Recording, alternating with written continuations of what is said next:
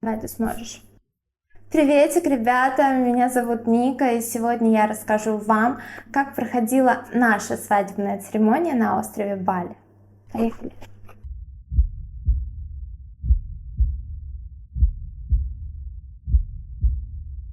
It was over from the start when you let down your guard and shut me away.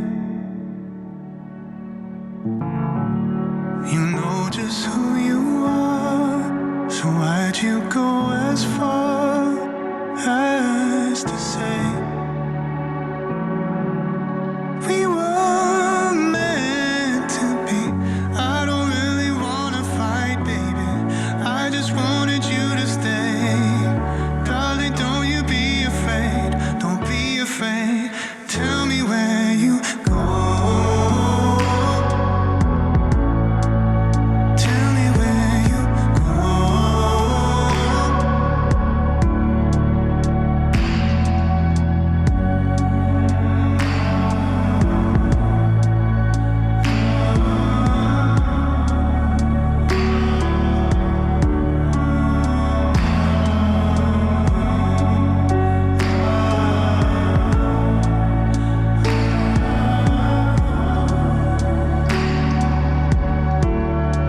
It was over from the start. You opened up your heart and I let it break.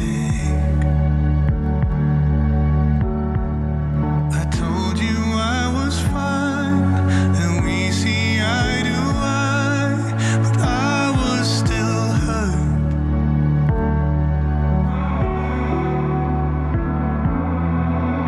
I don't really wanna fight, baby. I just wanted you to say everything will be okay. Don't be afraid. Tell me where you go. Tell me where you go. 'Cause we were meant to be.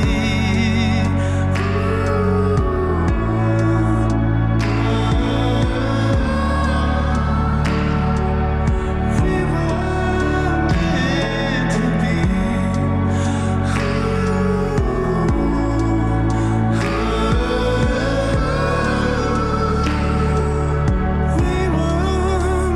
meant to be.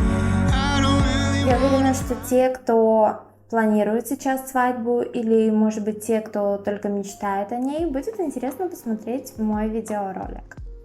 Мы выбрали дату 28 сентября, как только объявили о том, что Бали снова открыт для посещения туристами. И да, нашу свадебную церемонию мы ждали 2,5 года. 2,5 года. Спасибо пандемии. В связи с тем, что ситуация в мире на тот момент времени была крайне неопределенная, и мы уже отчаялись переносить дату, месяц и даже год нашей свадьбы, поэтому окончательным и, как впоследствии оказалось, лучшим решением было сделать тайную романтическую церемонию только для нас двоих. И нет, нам не было скучно, потому как первую половину дня мы постоянно взаимодействовали с организаторами, фотографами, видеографами, и спустя 6 часов активной работы мы наконец-то вздохнули, расслабились и смогли прочувствовать ту особенную магию свадебного дня. Нам очень повезло с погодой в этот день. Утро было ясным, а днем наоборот было облачно, поэтому нам было вполне комфортно, и мы не мучились от изнуряющей жары. Вообще, хотя мое свадебное платье было изготовлено с отстегивающейся юбкой, трансформер, девочки знают, я все-таки переживала, что от нещадного зноя и от волнения все же хлопнусь в обморок, но нет, все ок. По той, кстати говоря, причине мы выбрали район Убуд. Он более прохладный, чем, например, юг острова, но и более дождливый. И все-таки конец сентября – это большой риск. На следующий день, кстати говоря, пошел дождь. Местные жители стали говорить о том, что начался сезон дождей. На наш медовый месяц это никак не повлияло, потому как дождь чаще всего кратковременный, он быстро проходит, наступает солнце, ты загораешь на пляже, все здорово. Но свадьба реально могла быть под угрозой затопления.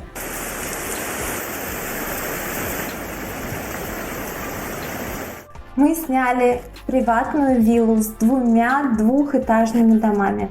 Только для нас двоих. Знаете почему? Правильно, потому что я очень суеверна. Жених обязан был спать в отдельном доме и не увидеть невесту, то есть меня, вплоть до начала церемонии. Но что-то пошло не так. Вечером на нас напал предсвадебный мандраж, и мы не смогли разойтись каждый по своему домику, потому что остро ощущали, что нуждаемся в поддержке друг друга, поэтому муж ушел только к моменту, когда приехал стилист.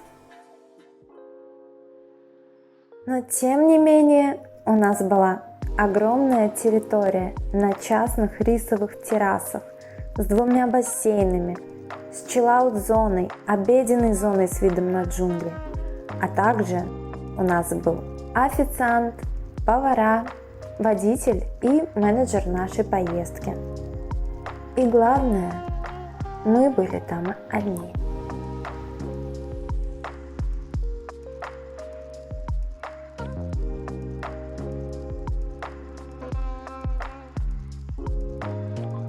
Если говорить о свадьбе за границей, девушки или, может быть, юноши представляют себе роскошную, украшенную цветами арку где-то на берегу моря. Но на Бали есть множество крутых локаций, которые могут удовлетворить самых искушенных молодоженов. Это странно прозвучало. Ну да ладно.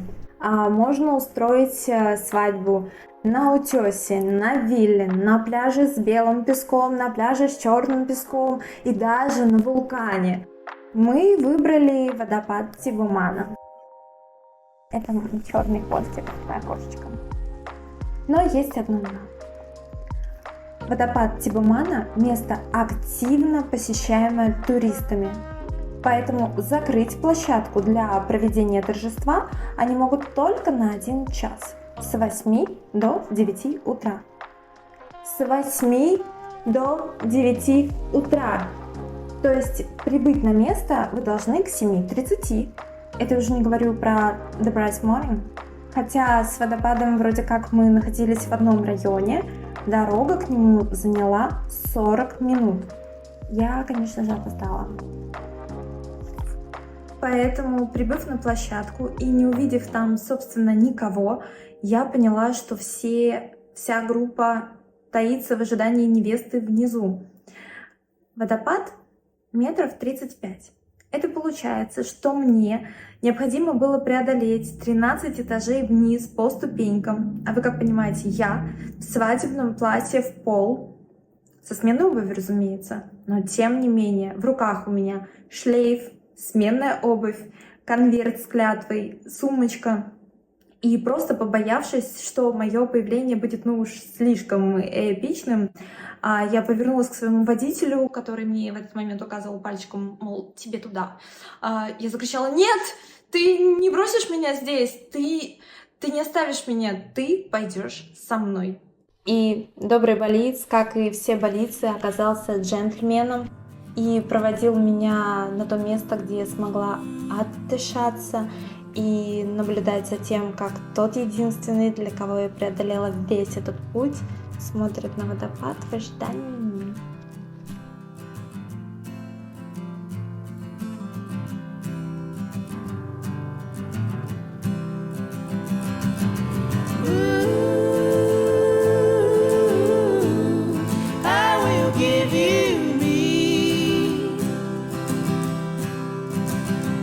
Когда мы наконец-то увидели друг друга, захотелось поскорее обняться, прижаться, но балийский священник раздвинул нас руками, ибо не положено.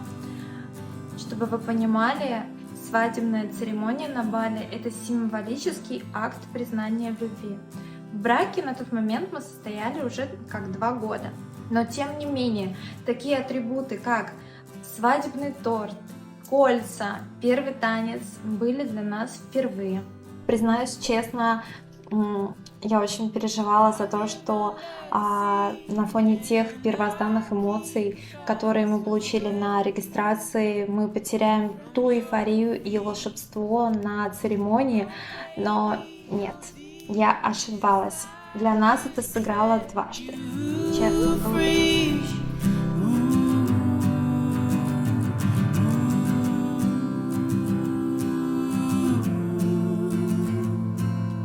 Съемочная группа очень долго заранее меня уговаривала на то, чтобы сделать серию фото и видео снимков на пляже с черным песком.